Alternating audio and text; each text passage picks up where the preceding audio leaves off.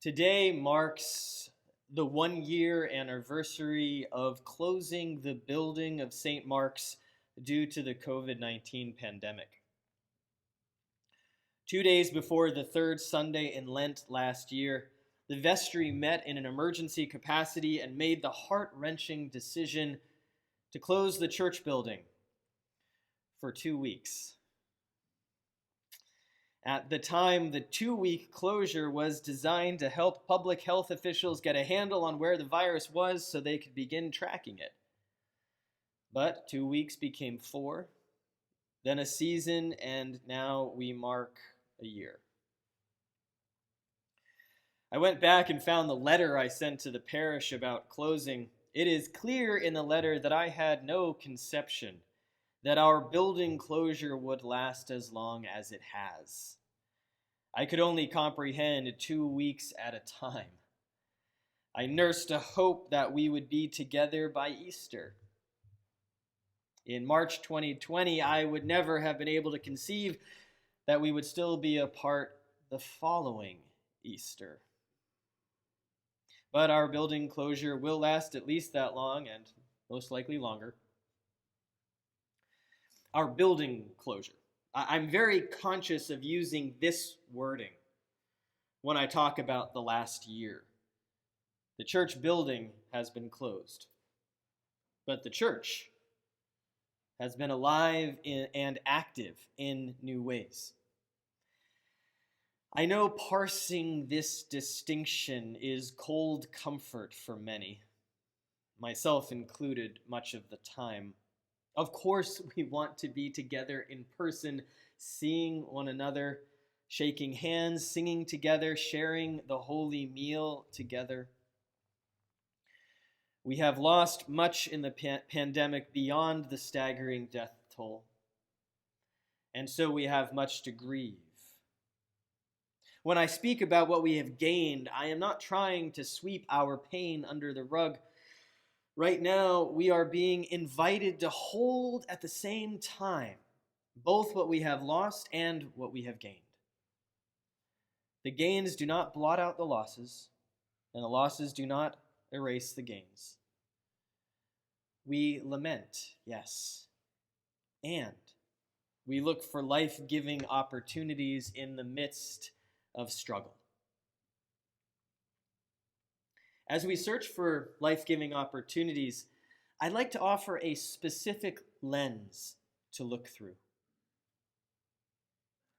This perspective actively looks for the presence of Christ beyond the church building. In today's gospel lesson, Jesus makes the distinction between a static building and a living body.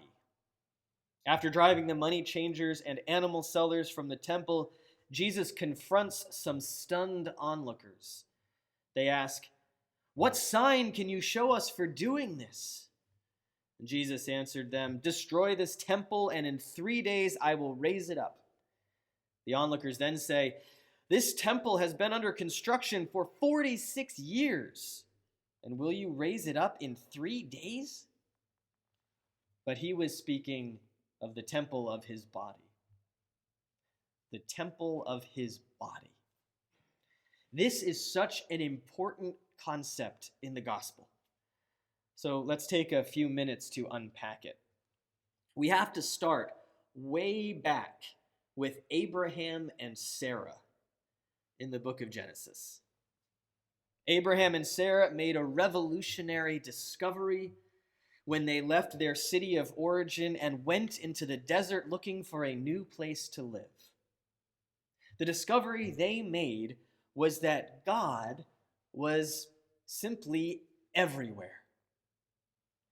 This was revolutionary because the culture they came from claimed that each place had a local God that looked after it.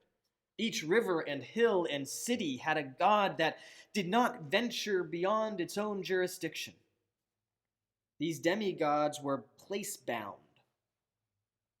But when Abraham and Sarah ventured beyond their city, they realized that the God they worshiped back home was also present in these new strange places they visited.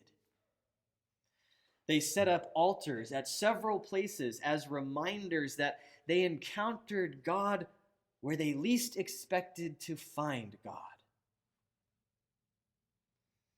This discovery was the beginning of what is called Abrahamic religion, a belief in one God who is ever present, pervading creation and sustaining creation with that presence.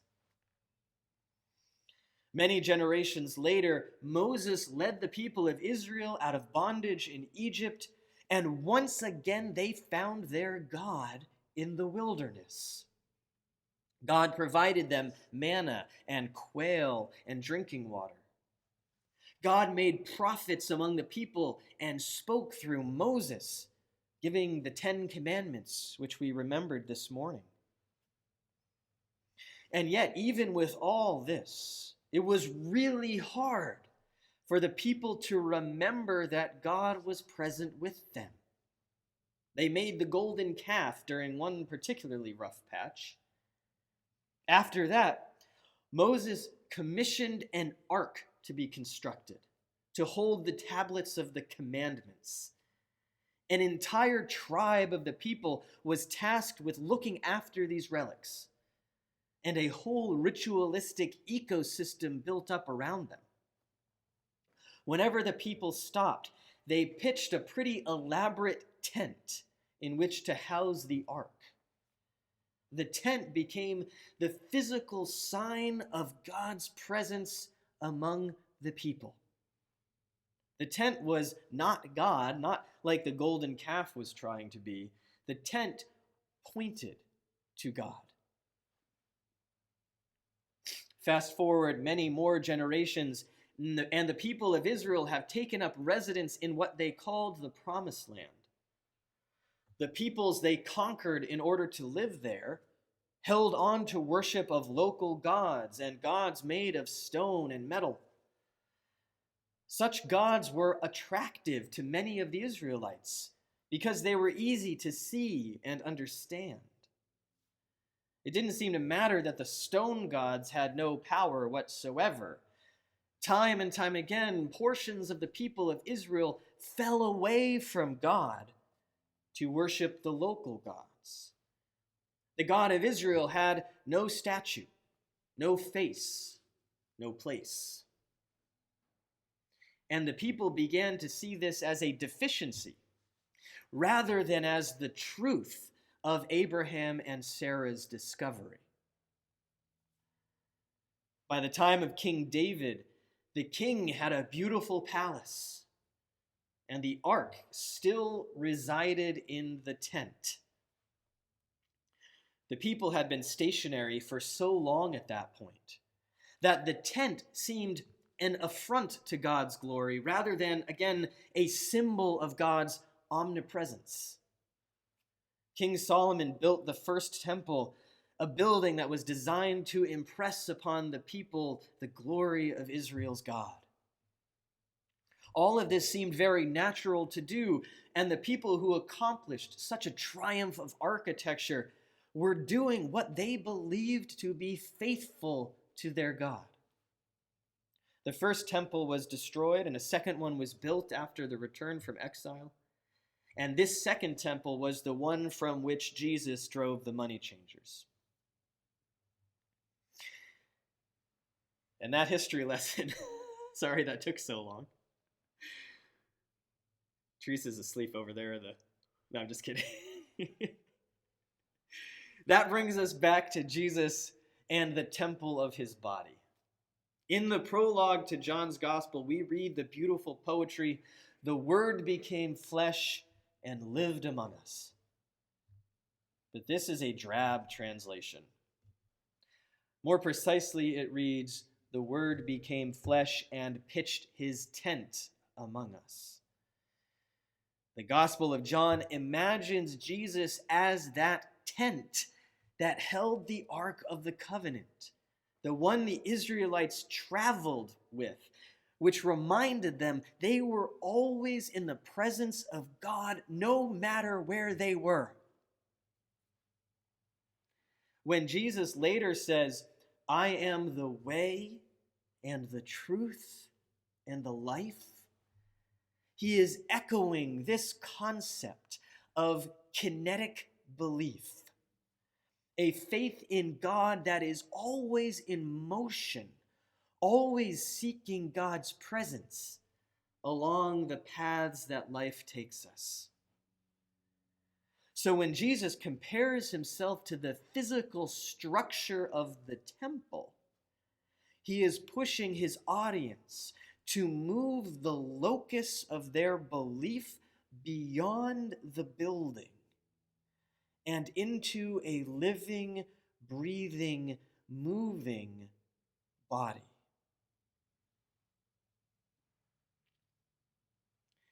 The opportunity we have had during this year of pandemic has been to become more aware of God's presence beyond the church building, that place where we most often practiced noticing God's presence.